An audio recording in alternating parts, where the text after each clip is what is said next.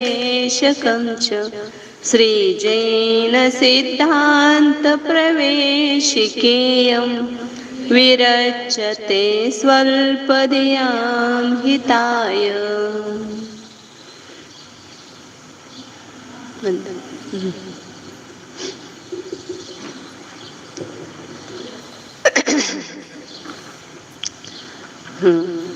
कर्मच्या उदयादि अवस्थाओं का स्वरूप बता रहे हैं। तो उसमें अपन ने देखा था उपशम के कितने भेद किए थे। कौन से?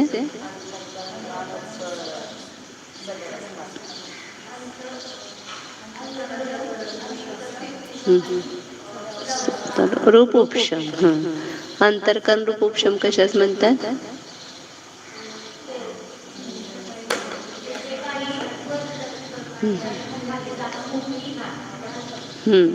त्याची व्याख्या काय वाचली आपण? वर्त जाते खाली जाते भविष्य काळामध्ये।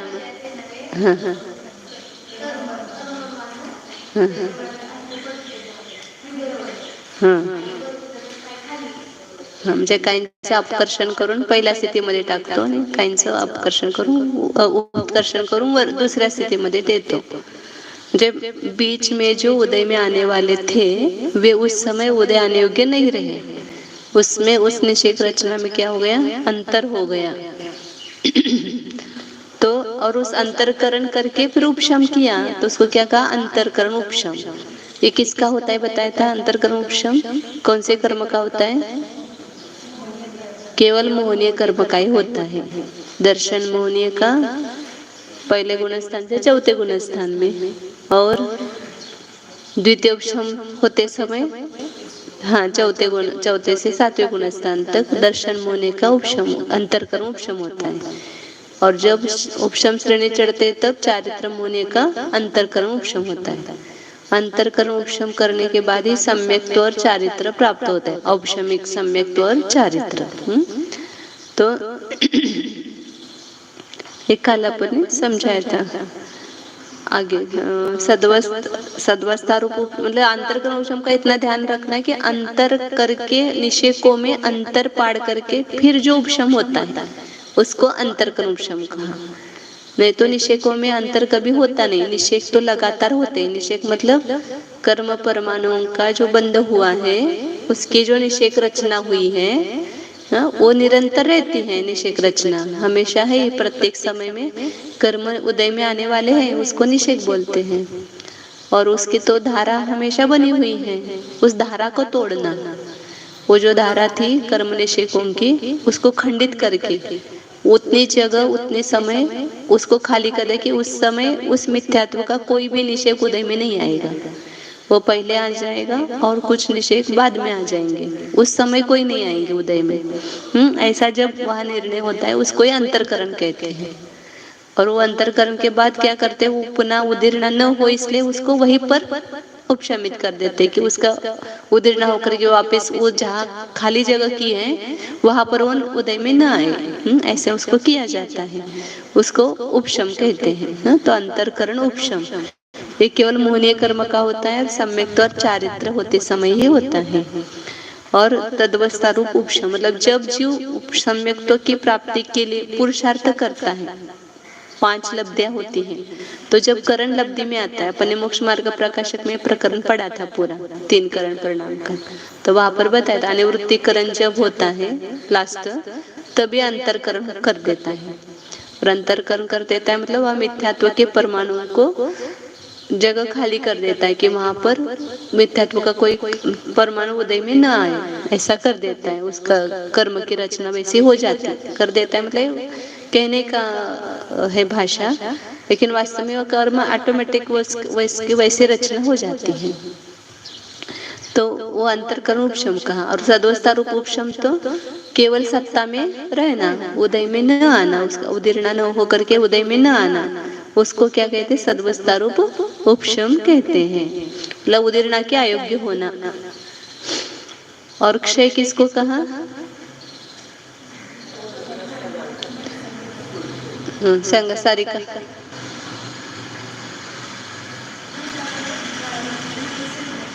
सत्ता में से कर्म का पूर्ण रूप से नाश होना, मतलब सत्ता में भी नहीं रहना। उपशम में क्या, सत्ता में उदय में नहीं आ रहे, इतना फर्क है। लेकिन यहाँ पर सत्ता में भी न रहना, उसका पूर्णतः नाश होना। वो नाश होता है मतलब भी कैसे होता है, संक्रमण इत्यादि होकर के उसका नाश होता है, तो इसलिए उसको क्षय कहते हैं, मतलब उसकी सत्ता नहीं रहेगी। उत्कर्षण किसको कहते हैं, नाजुक पाठ केलं नाही काय हाँ, कर्मनिषेधों की स्थिती को बढ़ाना। कर्मनिषेध तुम्ही मराठीत सांगा चालते, कर्मनिषेधांची स्थिती वाढणे, त्याला काय म्हणतात, उत्कर्षण. किंवा दुसरं पण उत्कर्षण कशाचं सांगितलं, स्थिति और किसका होता है उत्कर्षण, अनुभाग का। अनुभाग का भी उत्कर्षण होता है, अनुभाग की शक्ति बढ़ना, उसको भी उत्कर्षण कहते हैं। स्थिति का काल की अपेक्षा से पहले उदय में आने वाला था वो आगे उदय में आने वाला हो गया, तो स्थिति बढ़ गई। उसकी कम स्थिति थी, पहले आप जब अनुभाग बंद पढ़ाया था तब 4 प्रकार का अनुभाग बताया था, घाती कर्म का। कॉपी खोलो, कौन कौन से बताया था देखो। बुद्धि में तो कुछ नहीं है। लता, दारू, अस्थि, शैल सांगितलं था 4। तो लता मतलब कम शक्ति है, दारू में ज्यादा शक्ति है। तो जो जिन परमाणु की लताएं उपमा दी है, वो उनका वो लतापना छूट करके वो दारू, अस्थि, शैल रूप हो जाए, तो क्या हो गया, उनका उत्कर्षण हो गया। और जो ऊपर के अस्थि शैल रूप है वो कम हो करके लता दारू रूप हो जाए, तो क्या हो गया, उनका अपकर्षण हो गया। अनुभाग का अपकर्षण और उत्कर्षण होता है। उसकी स्थिति शक्ति कम थी वो बढ़ गई, और कम थी तो ज्यादा थी वो कम हो गई, तो अपकर्षण कहेंगे। दोनों भी स्थिति में भी अपकर्षण उत्कर्षण और अनुभाग में भी उत्कर्षण अपकर्षण लगाना। जैसे वो आपको इसका वो उदाहरण दिया था ना कि मिर्ची है, इसमें ज्यादा तीखापन है, तो क्या करते हैं, उसको नमक वगैरह डाल करके उसका तीखापन कम कर देते हैं। या तीखा ज्यादा है चाहिए तो और उसमें ज्यादा कड़क मिर्ची है वो डाल देते हैं, तो तीखापना उसका बढ़ जाता है। ऐसे ऐसे वो शक्ति की अपेक्षा से कम घटना बढ़ना। और संक्रमण किसको कहते हैं, अभ्यास कोणी केलेला नाही, नुसतं शिकलाय गेला घरी, उघडून बघितलं नाही ना पुस्तक। तुम्हाला कडक शिक्षा केल्याशिवाय काय अभ्यास करणार नाही। आता उद्यापासून काय तर शिक्षा करूया उभं करून, ते शाळेत कसं बरं अंगठी धरायला लावतात।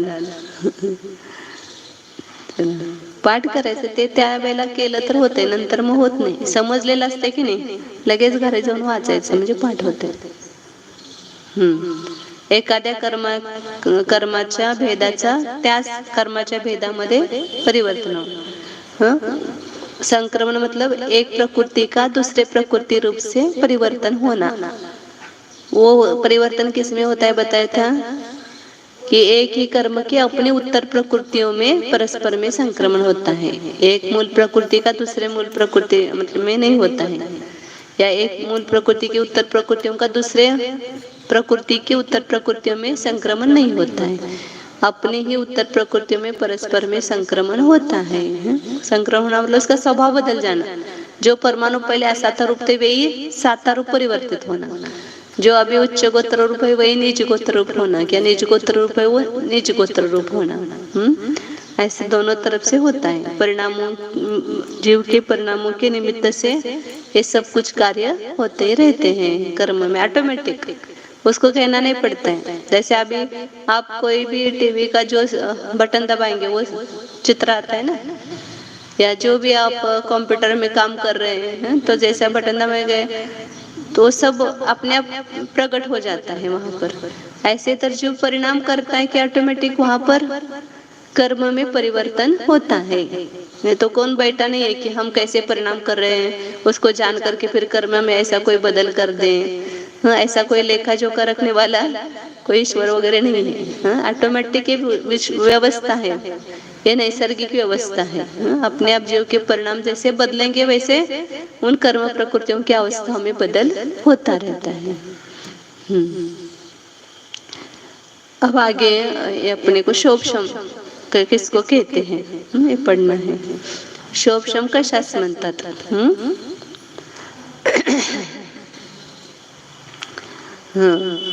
अब शोभशम को समझने के लिए ये जो नीचे बताए ना सब स्पर्धक, वर्ग, वर्गना, अविभाव, प्रतिच्छेद, इसकी आवश्यकता है।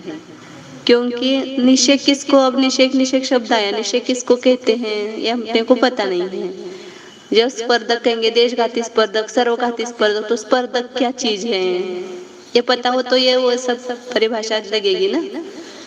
उन शब्दों के भाव भाषण जब तक नहीं होंगे, उसका अर्थ नहीं खुलेगा, तब तक वो शोभशम समझ में नहीं आएगा। शोभशम की व्याख्या तो हम रट लेते हैं कि वर्तमान निषेकों के, सर्वघाती स्पर्धकों का उदयाभावी क्षय होता है, देश और भविष्य काल में उदय में आने वाले सर्वघाती स्पर्धकों का सद्वस्था रूप उपशम रहता है, और वर्तमान काल के देशघाती स्पर्धकों का उदय होता है, तो उसको क्या कहते हैं? शोभशम कहते हैं। लेकिन ये कुछ समझ में आया क्या?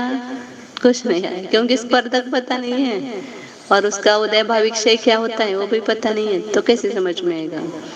तो यहाँ पर अब समझो आप, जो हमने अनुभाग में पढ़ा है, लता, दारू, अस्थि, शरीर, ये शक्ति, उन शक्तियों का जो बंटवारा है वो स्पर्धक में किया जाता है, मतलब उसको स्पर्धक ये संज्ञा होती है। जैसा अभी आपको थोड़ी उसकी रचना बताती हूँ, फिर आपको समझ में आएगा।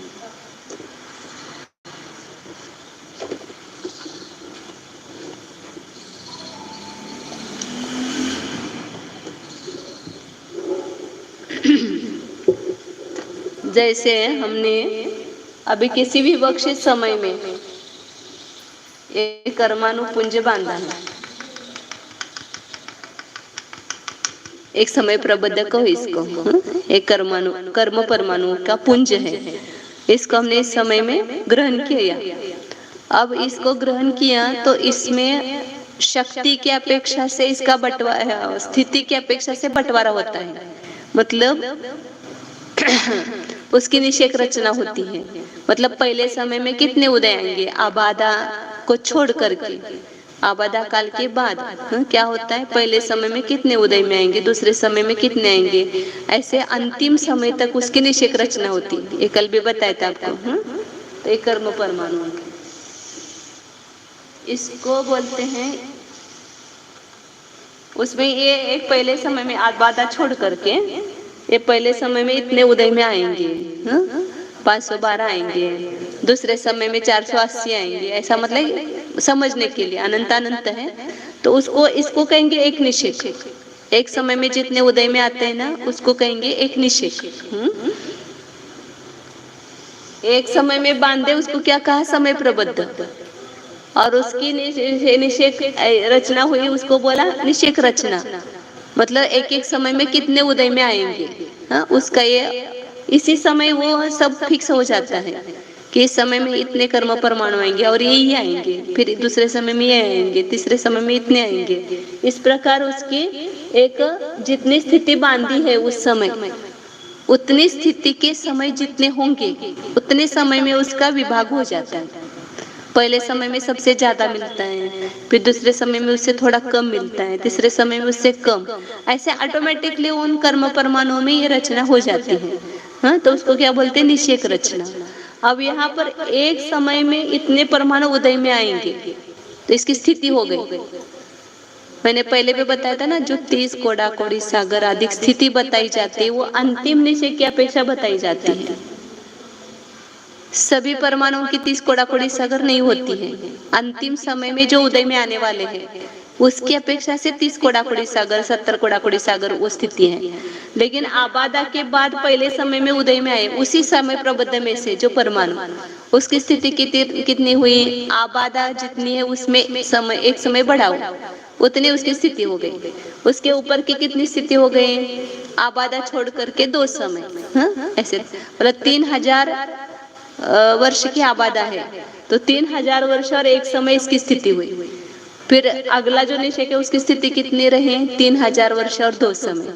ऐसे एक एक समय वो स्थिति बढ़ती जाएगी और जो अंतिम समय में उदय में आएगा उसकी स्थिति कितनी होगी, पूरी 30 कोडाखोड़ी सागर।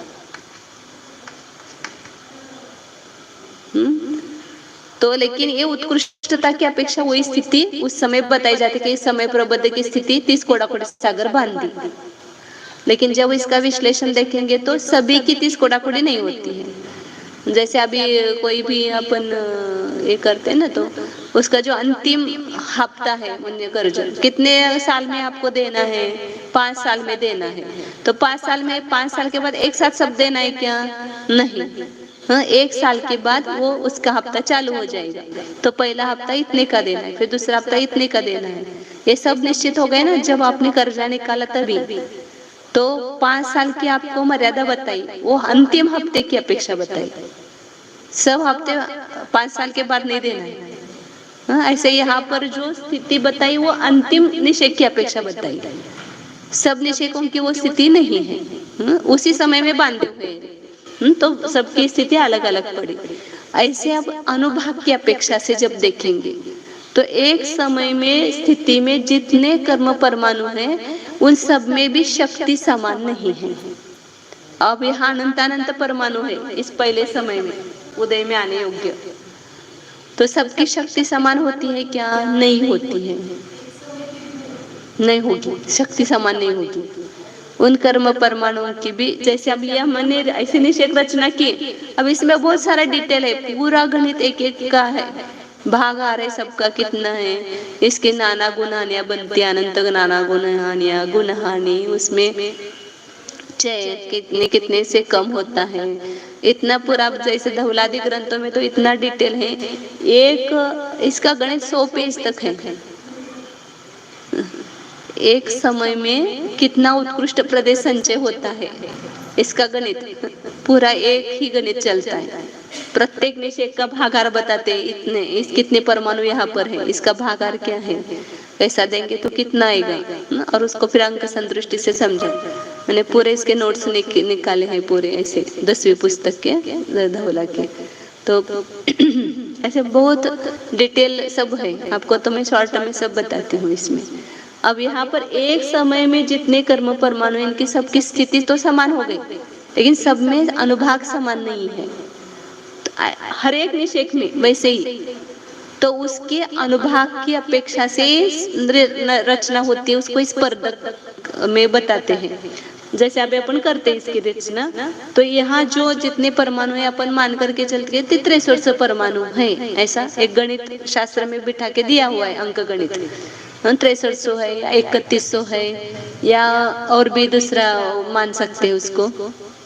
तो उसमें जिन जिन परमाणु में सबसे कम शक्ति पाई जाती है उनका एक ग्रुप किया, सब जिसमें सबसे कम शक्ति पाई जाती है, जघन्य शक्ति बोलते हैं उसको, उनका एक ग्रुप किया। हाँ, तो कितने परमाणु है समझो कि 6300 में से ये पूरे 6300 है, इसमें से 512 परमाणु ऐसे मिले कि जिनमें शक्ति सबसे कम है, हमने 8 मान ली समझो, 8 शक्ति मानी, किसमें 512 परमाणु में, प्रत्येक परमाणु 512 परमाणु की संख्या हो गई, और एक एक परमाणु में शक्ति कितनी मानी, 8 मानी। है अनंत, लेकिन एक समझने के लिए अपन ने माने 8 है। सभी 512 में 8 शक्ति है। जैसे अपन दूध में बोलते ना फैट इतना है, 6 फैट का है, 7 फैट का है, तो सबसे कम फैट का कितना आएगा, तो वो उसकी शक्ति सबसे कम शक्ति हो गई दूध की। हाँ, ऐसे यहाँ पर कर्म परमाणु की जो फल देने की शक्ति है, कितने ज्ञानावरण पर आवरण करेंगे तो कम आवरण करने वाले, ज्यादा आवरण करने वाले, ज्यादा घात करने वाले, इस अपेक्षा से वो शक्ति में भेद रहता है। तो सबसे कम शक्ति जिन परमाणु में पाई जाती है उनका एक ग्रुप किया, और ये शक्ति अपने माने उसमें 8। फिर इससे एक ही अविभाव प्रतिच्छेद, शक्त्यांश बोलते उसको, शक्ति का अंश अधिक है, ऐसे कर्म परमाणु को इकट्ठा किया, मतलब उसका पुंज किया दूसरा। तो जैसे 9 जो शक्ति जिसमें है, ऐसे समझो 480 परमाणु है। मतलब ये भी सब गणित बराबर समान रूप से चलता है। मतलब जो इसको चय बोलते हैं, चय 512 परमाणु है, फिर 32 कम हुए। कम ही परमाणु मिलेंगे कि जिनकी शक्ति अधिक है। कम शक्ति वाले ज्यादा पाए जाएंगे, सबसे ज्यादा पाए जाएंगे, और इनसे अधिक शक्ति जो वाले हैं वो इनसे थोड़े कम होंगे। लेकिन जो कम का प्रमाण होगा ना, वो आगे सब बराबर क्रम से समान ही चलता रहेगा। जैसे अभी मैंने कहा ना 512 में 8 शक्ति है, 512 परमाणु हो गए, प्रत्येक में शक्ति कितनी 8। फिर पुनः 32 कम हुए, मतलब 409 शक्ति वाले कितने पाए जाएंगे, तो उसमें एक चय कम ही, ऐसा बोलते हैं। तो चय मतलब उतने परमाणु कम होंगे उसमें, तो 32 अपन ने चय माना यहाँ पर। वो निकालने के सब सूत्र है, सब बहुत सारा डिटेल गणित है। तो 32 कम हुए मतलब 480 हुए। तो इसमें 6300 में से 480 परमाणु ऐसे हैं, उनमें शक्ति कितनी है 9999 है। फिर तीसरे इसमें एक शक्ति अधिक, ऐसे परमाणु लिए 10 10 10 10। तो इसमें कितने परमाणु हैं 448 परमाणु हैं। 32 कम करो उसको, 480 में 32 कम किया तो कितने 448 हुए। समान प्रमाण से कम कम होते हैं। ऐसा सब मिलाकर के 6300 का हिसाब हो जाएगा। तो शक्ति तो बढ़ती जाएगी, लेकिन परमाणुओं की संख्या कम होती जाएगी। तो ऐसे पूरे 6300 में सब में शक्ति समान नहीं, ऐसे कितने प्रकार के पाए जाएंगे। तो अब यहाँ पर समझो आप, तो जो ये 512 परमाणु है, प्रत्येक परमाणु को क्या कहेंगे, वर्ग कहेंगे। इसकी संज्ञा क्या है, समान अविभाग प्रतिच्छेद को धारण करने वाले प्रत्येक परमाणु को वर्ग कहते हैं।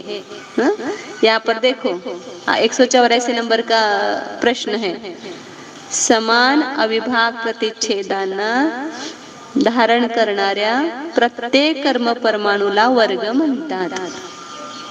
समझला? तो ये 512 को प्रत्येक को एक एक वर्ग कहेंगे। 480 को भी प्रत्येक एक एक को 9 शक्ति है, तो ये भी वर्ग संज्ञा हो गई, परमाणु की वर्ग संज्ञा है। लेकिन समान अविभाग प्रतिच्छेद को धारण कर रहे उन परमाणुओं को कहीं खाली वर्ग कहेंगे। फिर ये 10 को धारण करने वाले वे भी वर्ग हो गए। कितने वर्ग हो गए 480, ये 400 512 448 ये परमाणुओं की संख्या है, वही वर्ग हो गए। लेकिन जिनमें समान शक्ति है उनको ही वर्ग, ये उन परमाणुओं को वर्ग यह संज्ञा है। और फिर इन वर्गों के समूह को, ये पूरा 512 का एक समूह हो गया, तो एक वर्गना हो गई है, एक एक प्रत्येक वर्ग हो गया। अब ये 512 को ऐसा खुला रखो, ये ऐसे 512 सब में शक्ति 8 8 8 है, तो एक एक वर्ग हो गए। और इन ऐसे 512 इन सब का एक ग्रुप बनाओ, तो उसका क्या नाम हो गया वर्गणा। स्पर्धक ने वर्गणा, 512 की एक वर्गणा हो गई, 480 की दूसरी वर्गणा हो गई, 448 परमाणुओं की तीसरी वर्गणा हो गई। फिर उसमें और 32 कम करो 416 होंगे, तो उसकी चौथी वर्गणा होगी। उसमें शक्ति कितनी होगी 11 11 होगी। ये सब अनंत है, आपको ये क्या बोलते हैं बालक की भाषा है, बालक को जैसे समझाते हैं ना, वाघ कौन सा, वो जैसे बिल्ली होते हैं ना वैसा वाघ होता है। ऐसे यहाँ पर उस बालक को जैसे समझाते ऐसे बाल भाषा है ये। अंक गणित मतलब ये सब झूठा गणित है, लेकिन समझाने के लिए उसका एक अपने दिमाग में प्रतीति आए, इसके लिए वो अंक गणित लेते हैं उसका आधार। तो ये चौथी वर्गणा हो गई। ये पहली वर्गणा, इसमें परमाणु ज्यादा शक्ति कम, इसमें परमाणु कम शक्ति ज्यादा। हाँ, इसमें भी परमाणु कम हो गए शक्ति बढ़ गई, ऐसे लास्ट तक ये बढ़ते जाएंगे। अब ये चार वर्गणा हो गए, पहली दूसरी तीसरी चौथी, ये वर्गणा हो गई। अब इसके आगे जो है, तो ये 4 वर्गणा हो गई। तो इन वर्गणाओं के समूह को क्या कहते हैं स्पर्धक कहते हैं। सब वर्गणाओं के समूह को मिलकर क्या नाम होगा? स्पर्धक कहेंगे।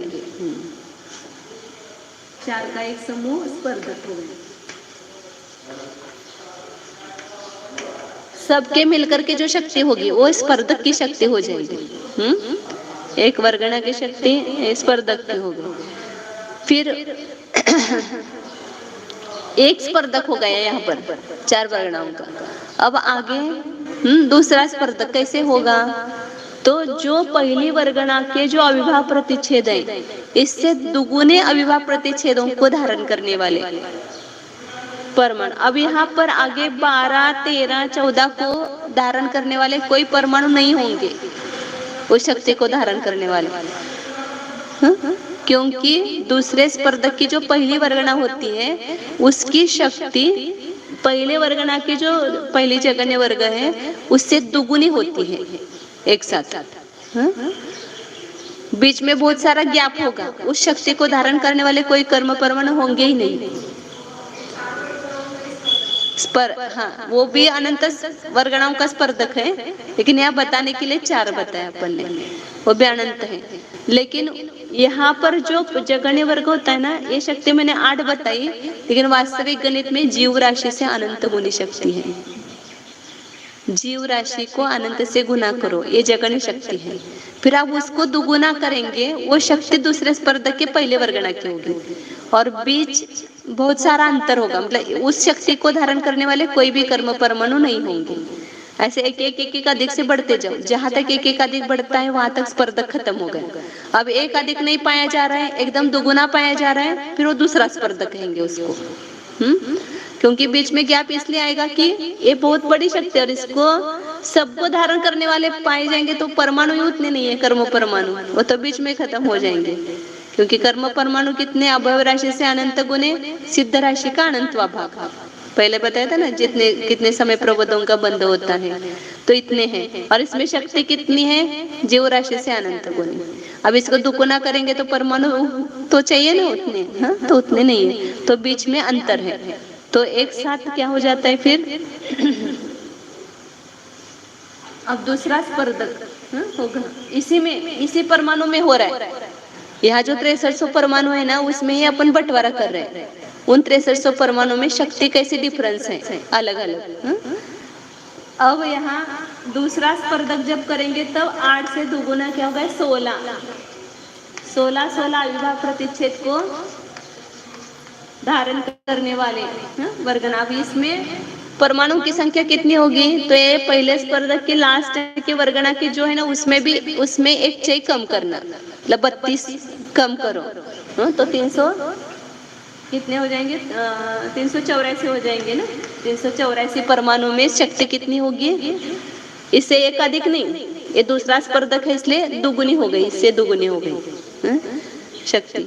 फिर इसमें एक अधिक बढ़ाते जाओ, एक अविभाव प्रतिच्छेद, तो इसकी दूसरी वर्गना होगी। फिर एक अविभाव 16 करेंगे, फिर 17 करेंगे।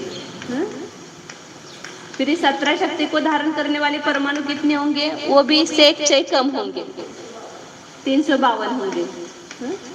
फिर 18 को धारण करने वाले इससे और कम होंगे, 320 होंगे।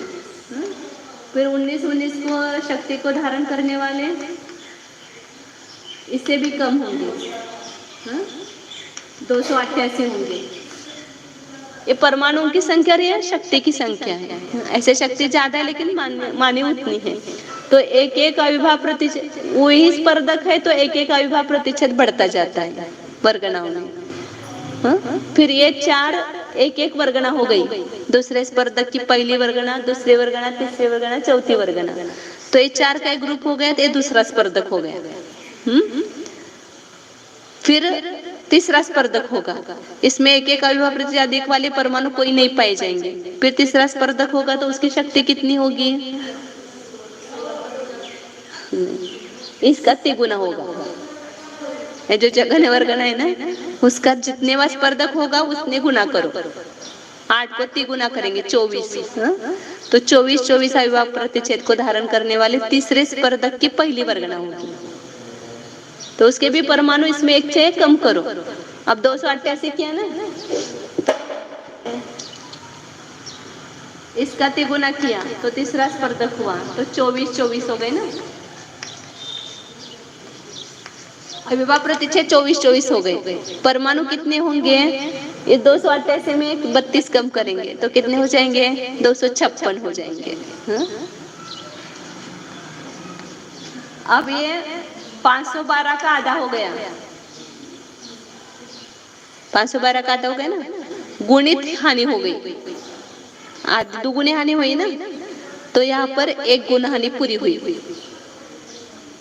गुनाहानि भी नाम आता है, हाँ इसमें दिया है कि नहीं पता नहीं, गुनाहानि।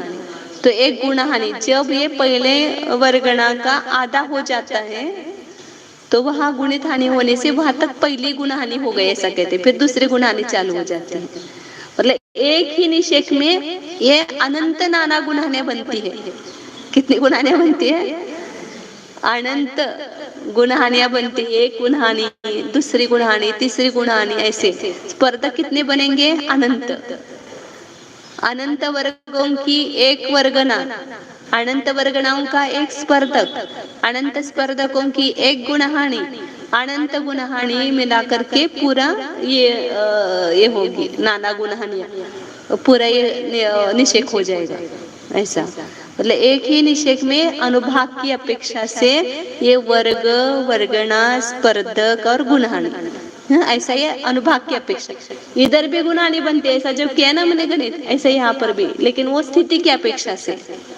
यहाँ 512 पाए जाएंगे तो यहाँ 480 या 448 ऐसे क्रम से हानि रूप से पाए जाते हैं। और जहाँ इसका आधा हो जाता है वो स्थिति की अपेक्षा से एक गुणहानि, दूसरी गुणहानि, तीसरी गुणहानि, स्थिति की अपेक्षा से गुणहानियां होती है और एक अनुभाग की अपेक्षा से गुणहानियां होती है। तो बताने का तात्पर्य क्या था कि ये जो वर्ग, वर्गणा, स्पर्धक ये संज्ञा है वो अनुभाग की अपेक्षा है। और मतलब सबसे कम शक्ति को धारण करने वाले जो पहला है उसको जगन्य वर्गणा कहते हैं। और तो यहाँ पर जो अपन ने व्याख्या पढ़ी ना वो सब अभी पढ़ो तो आपको फटाफट समझ में आएगी। वर्ग किसको कहा, छेद को धारण करने वाले प्रत्येक कर्म परमाणु को एक एक को वर्ग कहा, वर्गों के समूह को वर्गणा, और ऊपर जाओ वर्गणा के समूह को स्पर्धक कहा, और स्पर्धकों के समूह को क्या कहेंगे, गुणहानि कहेंगे। वो यहाँ नहीं दिया है। और ऊपर निषेक किसको कहा, एका समयात कर्मांचे जितके कर्म परमाणु उदयात येतात त्यांच्या समूहास निषेक म्हणतात। एका समय जेवढे उदयाला या लागले, एक समय प्रबुद्ध कैसे, नाना समय प्रबुद्धों के मिलकर के सब उदय में आएंगे तो सब मिलाकर के भी एक निषेक होता है। और अविभाव प्रतिच्छेद किसको कहते हैं, अविभाव प्रतिच्छेद तो फलदान शक्ति के अविभागी अंश को, जैसे अपन कहते हैं समय के सबसे छोटे अंश को क्या कहते हैं, काल के सबसे छोटे अंश को क्या कहते हैं, समय कहते हैं। क्षेत्र के सबसे छोटे अंश को क्या कहते हैं,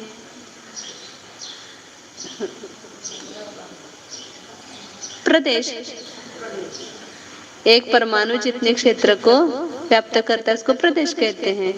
ऐसे शक्ति मतलब भाव, उसके सबसे छोटे अंश को क्या कहेंगे, अविभाव प्रतिच्छेद। ये शक्ति का माप है, समय काल का माप है, क्षेत्र प्रदेश का नाप है, ऐसे भाव का नाप क्या है, अविभाव प्रतिच्छेद। अब जैसे वैट बोलते हो या हॉर्स पावर बोलते हो, ये शक्ति का नाप है ना, ऐसे यहाँ पर ये अविभाव प्रतिच्छेद संज्ञा शक्ति, शक्ति का सबसे छोटा अंश, सबसे छोटी शक्ति, उससे छोटी शक्ति नहीं कर सकते, तो फलदान छोटा अंश जिसका वापस विभाग नहीं कर सकते उस शक्ति का। कोई एक शक्ति है उसका आधा करो, फिर उसका आधा करो, फिर उसका आधा करो, फिर उसका आधा करो, ऐसे आधे आधे आधे आधे करते करते जब उस शक्ति का आप पुनः छेद नहीं कर पाते हो तो वो सबसे छोटा अंश कहेंगे उसको, तो एक अविभाव प्रतिच्छेद है।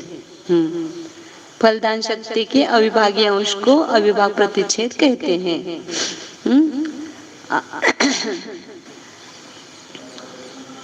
इतना हो गया कि क्लियर, क्या आइडिया क्लियर हुई स्पर्धकों की? तो स्पर्धक मतलब क्या है? एक ही निषेक में जो फल देने की शक्ति है उसकी अपेक्षा से जो बंटवारा किया है उसको स्पर्धक मतलब कहते हैं, परगणाओं के समूह को। तो ये स्पर्धक एक एक निषेक में मैंने अभी कहा कितने होते हैं? अनंत होते हैं। तो उसमें ही 4 विभाग किए, जैसे अभी घाती कर्म है तो ये घाती कर्म का मिथ्यात्व है, घाती कर्म है। तो इसके जो निषेक होंगे मतलब स्पर्धक होंगे उसके ही 4 नाम है। कौन से? लता, दारू, अस्थि, शैल या निम्ब, कांजीर, विष, हलाल, गुड़, खांड, शर्करा, अमृत, ये अघाती कर्म के हैं। घाती कर्म के 4 नाम है। कौन से? लता, दारू, अस्थि, शैल। तो इसमें जो प्रारंभ के अनंत स्पर्धक होंगे वे कौन होंगे? लता रूप।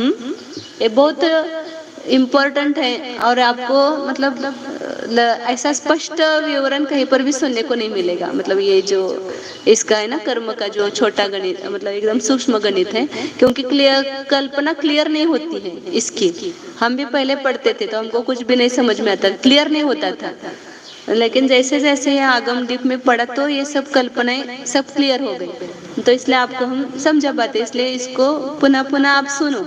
आपके पास तो मोबाइल है, आज अभी नहीं समझ में और 1, 2, 3 बार सुनो तो आपको और समझ में आएगा। अब यहाँ पर अपना पहले स्पर्धकों की व्याख्या अपने पढ़ी। तो ऐसे स्पर्धक कितने होते हैं? अनंत होते हैं। तो इस निषेक में ऐसा मैं खाली ऐसा निकालती हूँ। ये पहले अनंत स्पर्धक है, इसका नाम क्या है? लता। सामान्य बता रही हूँ या मिथ्यात्व में नहीं होते लता रूप, मतलब और बहुत सारा डीप है। सामान्य रूप से मति ज्ञान ले लो, एक मति ज्ञानावरण कर्म ले लो, तो उसमें 4 होते हैं। तो पहले जो कम शक्ति वाले स्पर्धक है, सबसे जघन्य शक्ति वाले, फिर उसके दुगुनी हुई शक्ति, फिर उससे तिगुनी हुई, चौगुनी हुई, ऐसे अनंत गुणी तक वो पहले जो स्पर्धक होंगे वो लता, उसका नाम क्या है? लता। फिर उसके और ज्यादा शक्ति वाले जो आगे के स्पर्धक है, ऐसे गुणी बढ़ती जाएगी ना शक्ति आगे आगे स्पर्धकों की। जितने वह स्पर्धक होगा उतनी गुणी शक्ति होगी पहले से। तो ऐसे फिर उसके आगे के कुछ स्पर्धक है, उनका नाम क्या है? दारू है, ये लकड़ी जैसे कड़क है, मतलब ज्यादा शक्ति है। फिर उसके आगे के अनंत स्पर्धक है, उसका नाम क्या है? अस्थि। और उसके भी आगे के जो है उसका नाम क्या है? शैल। तो उन स्पर्धकों में ही अधिक अधिक अधिक शक्ति है, इसलिए इसका नाम भी वैसा उसकी अपेक्षा से दिया है। लता से दारू ज्यादा शक्ति वाला है, कड़क है।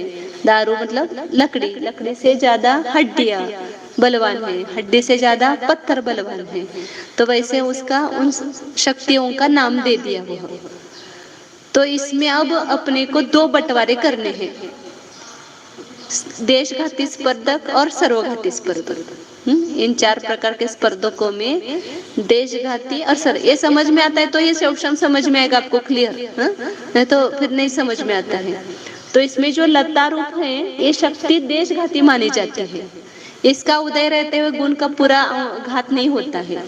ये लतारू स्पर्धक यदि उदय में आ जाए, ये है 4, लेकिन जब अपन ये करते ना इनका उदय आता है तो ये अस्थि और शैल रूप होंगे, वो तो पूरे गुण को ढक देंगे। इसका उदय होगा तो वो खुला नहीं रहेगा, उनके उदय का अभाव होना पड़ेगा तभी अपना गुण खुलेगा, जो गुण परावरण है वो। तो यहाँ अब इसमें 2 प्रकार के स्पर्धक, उसका बंटवारा करो। टाइम हो गया। तो लता रूप जो है उसका और दारू का अनंत भाव 1 भाग। दारू में बहुत अनंत स्पर्धक है तो उसमें 1 भाग करो, मतलब उसको अनंत का भाग दे करके 1 भाग जो आएगा उतने देशघाती हैं। मतलब दारू के प्रारंभ के कुछ स्पर्धक, थोड़े स्पर्धक समझो, आपकी भाषा में सामान्य भाषा में बताती हूँ। तो इसके कुछ थोड़े स्पर्धक और लता के पूरे स्पर्धक, उसका नाम है देशघाती। और दारू के बाकी के शेष बचे बहुत हैं, वो अस्थि और शैल रूप जो स्पर्धक है उस शक्ति वाले, उन सब स्पर्धकों का नाम होगा सर्वघाती स्पर्धक। इसके आगे के सब जो है उनका नाम है सर्वघाती स्पर्धक। ऐसा चित्र निकालते जाओ तो वो क्लियर आइडिया क्लियर होते अपनी। ऐसा मैंने जैसा लिखा वैसे आप चित्र निकालते जाओ तो समझ में आता है। तो अब यहाँ पर देशघाती और सर्वघाती दोनों प्रकार के स्पर्धक है। अनादिकाल से हम जो मिथ्यात्व में थे तभी चारों प्रकार के स्पर्धक थे। सत्ता में तो सब कुछ बंधा हुआ है ना, कभी 4 रूप बनता है, कभी 3 रूप बनता है। हाँ, तो सब सत्ता में चारों प्रकार के स्पर्धक थे। लेकिन जब अभी हमें कोई ज्ञानावरण कर्म का क्षोभशम हो गया और अभी थोड़ा समझ में आने लगा, तो वहां ऊपर क्या हुआ, तो सर्वघाती स्पर्धकों का उदय रहेगा यदि पूरा, तो वो गुण व्यक्त नहीं होगा बिल्कुल भी। तो जितना गुण हमें व्यक्त हो रहा है, अभी जितना ज्ञान प्रकट हुआ है, तो उसके ऊपर जो सर्वघाती स्पर्धकों का आवरण था, ये दारू का बहुभाग, अस्थि और शैल रूप था, वो पूरा उसके उदय का अभाव होकर के वे सब लता और दारू रूप उनकी शक्ति परिणमित हो जाएगी। उन सर्वघाती स्पर्धकों की शक्ति क्या हो जाएगी, देशघाती स्पर्धक रूप हो जाएगी। तब उतना गुण आपका खुल जाएगा, मतलब निमित्त की अपेक्षा से बात करना सब। और ये जो उदय रहेगा उसकी अपेक्षा से उतना ढका हुआ रहेगा, क्योंकि शोभशम होते हुए पूरा निर्मल है क्या परिणाम, कुछ ढका हुआ है, कुछ खुला हुआ है। थोड़ा गुण व्यक्त है, थोड़ा है। जैसे क्षोभशम के लिए उदाहरण, जैसे उपशम के लिए क्या उदाहरण क्या दिया था आपको, एक बर्तन में मिट्टी का पानी, मिट्टी मिला हुआ पानी रखा, तो उसमें अपन ने फिटकरी घुमाई तो उसका मल नीचे दब गया और ऊपर का पानी निर्मल हो गया, तो उपशम के लिए उदाहरण है। सत्ता में तो है, नीचे दबा हुआ है, लेकिन अभी उदय में ऊपर नहीं है। हाँ?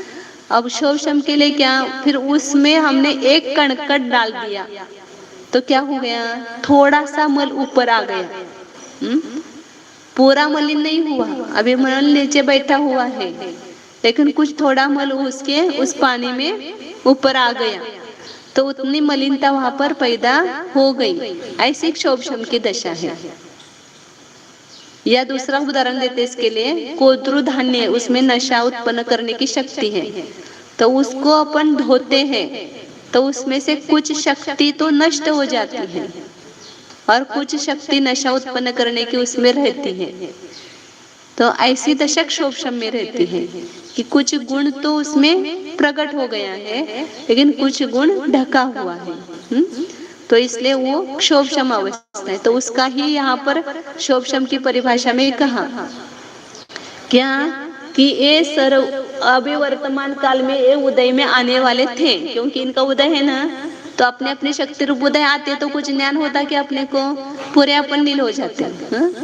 लेकिन उस समय क्या हुआ, जितने सभी प्रकार के सर्वघाती स्पर्धकों का उदय का अभाव नहीं होगा, जितना हमें अभी क्षोभशम ज्ञान प्रकट हुआ है उतने की अपेक्षा से। जैसे अभी आप क्षोभशम के बारे में जान रहे हो, तो पहले आप क्षोभशम नहीं जानते थे, तो उसका क्या था, सर्वघाती स्पर्धकों का उदय था, तो इसलिए आपको क्षोभशम क्या है पता नहीं था। लेकिन अभी जब थोड़ा सा भी पता चला, तो जितने आपके सर्वघाती स्पर्धकों का वहां पर क्या हो जाएगा, उदय का अभाव हुआ। और आपको क्षोभशम समझ में आने लगा, तो क्षोभशम का क्षोभशम हो गया, क्षोभशम समझने का क्षोभशम हो गया वहां पर। तो क्या हो गया, ये जो दारू के बहुभाग, अस्थि और शैल रूप जो स्पर्धक थे कि जिसने उस ज्ञान को ढका हुआ था, उनका तो क्या हो गया, उन सर्वघाती स्पर्धकों के उदय का अभाव हुआ।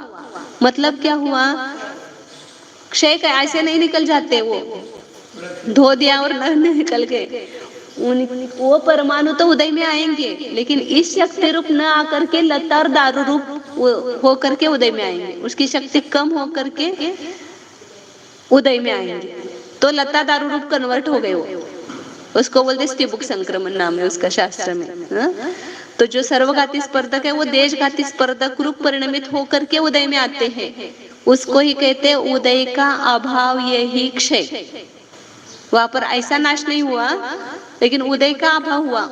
अपने अपने रूप से उदय में नहीं आ रहे ना, तो सर्वघाती रूप से उदय में नहीं आ रहे, इसलिए उसका उदय का अभाव हुआ, ये एक क्षय हुआ। लेकिन देशघाती स्पर्धकों का वहां पर उदय आ रहा है। लतार दारू का जो एक भाग रूप जितने स्पर्धक होंगे वो अपने अपने शक्ति रूपी उदय में आ रहे हैं, तो उसी रूप ये भी होकर के उदय में आते हैं। तो देशघाती स्पर्धक का उदय है। और अभी इस वर्तमान समय की बात चल रही है, अब इसके ऊपर भी सब निषेक है और उसके भी सब स्पर्धक है, फिर इसकी उदीर्णा हो गई समझो। तो ये वहां से ऊपर से आकर के यहाँ सर्वघाती रूप से उदय में आ सकते हैं, तो उनको सदवस्था रूप उपशम किया। वो उदीर्णा होकर के नीचे उदय में नहीं आएंगे सर्वघाती के स्पर्धक। अभी जो एक निषेक की मैंने रचना बताई, ऐसे हर एक निषेक में लता दारू अस्थि शैल चारों स्पर्धक होंगे लास्ट तक सभी में। यहाँ पर भी चारों, यहाँ पर भी चारों, यहाँ पर भी है, यहाँ पर भी है। सब निषेकों में ये चारों प्रकार के स्पर्धक पाए जाएंगे। तो समझो हमने तो अभी इस समय इस सर्वघाती स्पर्धकों का उदय का अभाव हुआ, लेकिन उसी समय दूसरा भी काम चल रहा है उदीर्णा का। तो ऊपर के जो सर्वघाती स्पर्धक है, यदि उसकी उदीर्णा होकर के यहाँ नीचे आ जाएंगे और उसका उदय होने लगेगा, तो आपको होगा क्या क्षोभशम? नहीं होगा। तो उनको स्टे ऑर्डर, ठहरो, आप जहाँ है वहीं पर ठहरना, आप गड़बड़ नहीं करना बीच में। अपन कहते ना, तुम बीच में नहीं आना, हमने तो सब ये कर दिया जगह, वापस तुम ऊपर से नीचे आएंगे तो फिर हमारा काम बिगड़ जाएगा। तो ऐसे परिणामों के निमित्त से उनमें ऐसी योग्यता आती है कि उदीर्णा रूप नहीं होते हैं। तो उसको कहते हैं कि भविष्य काल में उदय में आने वाले जो सर्वघाती स्पर्धक है यहाँ के, उनका वैसे ही बना रहना, उसी समय में वैसा ही बना रहना। तो उसको कहते हैं सदवस्था रूप उपशम। भविष्य काल में उदय में आने वाले सर्वघाती स्पर्धकों का क्या हुआ? सदवस्था रूप उपशम। वर्तमान काल में उदय में आने वाले सर्वघाती स्पर्धकों का क्या हुआ? उदयाभावी क्षय। और यहाँ जो वर्तमान काल में जो देशघाती स्पर्धक थे उनका क्या हुआ? उदय। तो ऐसी दशा जो होती है उसको कहते हैं क्षोभशम, एक कर्म का क्षोभशम। और उस क्षोभशम होते समय जो जीव का परिणाम होता है क्षोभशम के निमित्त से, उसको कहते हैं क्षावक्षमिक भाव। अभी हमें मति ज्ञान उत्पन्न हुआ, उतना ज्ञान प्रकट हुआ ना, वो हो गया क्षावक्षमिक भाव। और ये हो गई कर्म की अवस्था। ये सब किसकी अवस्था चल रही है? कर्म की। तो उसका नाम है क्षोभशम। जब कर्म की ऐसी दशा होती है तो उसका नाम क्या है? क्षयोक्षम। कुछ गया अंदर के ऊपर से गया? अंदर गया ना थोड़ा। हाँ, कसली व्याख्या? तेच क्षोभशमाची व्याख्या आहेच की, त्याचं समजावलं मी फक्त.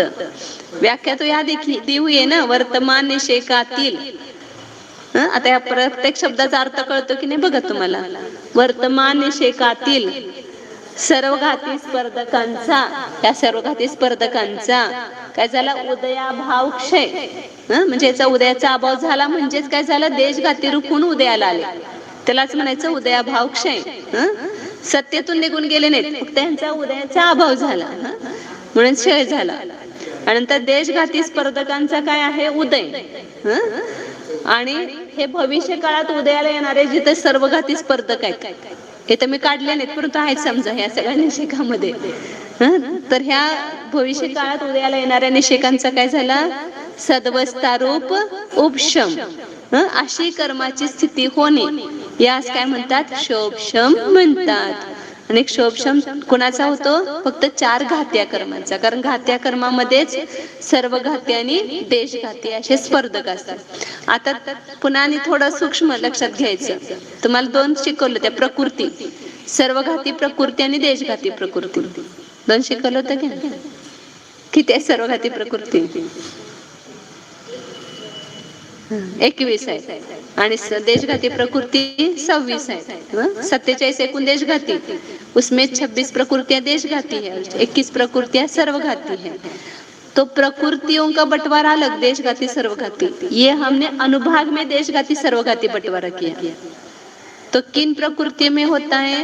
देशघाती प्रकृतियां जो है, 4 ज्ञानावरण, 3 दर्शनावरण और मिथ्यात्व, मिथ्यात्व नहीं, सम्यक तो प्रकृति और संज्वलन कशा और नोनो कशा है, ये सब देशघाती है ना, 5 अंतर है, ये देशघाती प्रकृति है। तो उस देशघाती प्रकृति में एक चारों प्रकार के स्पर्धक होते हैं, देशघाती भी होते हैं, सर्वघाती भी होते हैं। प्रकृति देशघाती, स्पर्धक दोनों, उसमें शक्ति दोनों प्रकार की। और जो सर्वघाती प्रकृति है उसमें देशघाती स्पर्धक नहीं होते हैं, उसमें केवल ये सर्वघाती स्पर्धक, उसकी जो रचना होगी सर्वघाती प्रकृतियों की, तो एक कम शक्ति पाई ही नहीं जाएगी उसमें, उसमें इस यहाँ से शक्ति आगे की पाई जाएंगी। तो इसलिए सर्वघाती प्रकृति में, इस वाक्य लिखो, देशघाती प्रकृति में देशघाती सर्वघाती, देशघाती प्रकृति देशघाती, लेकिन स्पर्धक दोनों प्रकार के, देशघाती भी सर्वघाती भी। मति ज्ञानावरण ये देशघाती प्रकृति है, लेकिन उसमें स्पर्धक दोनों प्रकार के पाए जाते हैं, तो ही शोभशम घटित होता है, नहीं तो उसका शोभशम घटित ही नहीं होता है। देशघाती प्रकृति में तो 4 वाजले, सर्वघाती और देशघाती दोनों प्रकार के स्पर्धक होते हैं, दोन्ही प्रकारचे स्पर्धक असतात। हाँ हाँ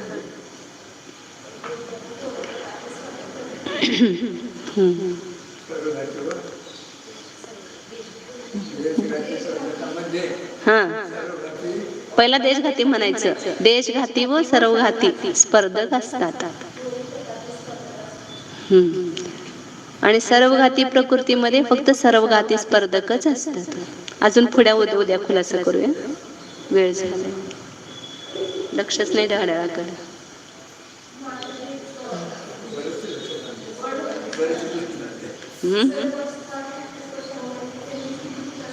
जसं आहे तसंच राहणं, जे उदीर्णा न होणं, अपकर्षण न होणं, उदीर्णा न होणं, थोडक्यात सद्वस्था म्हणजे उदीर्णा न होणं। जवानी केल्याचे म्हणून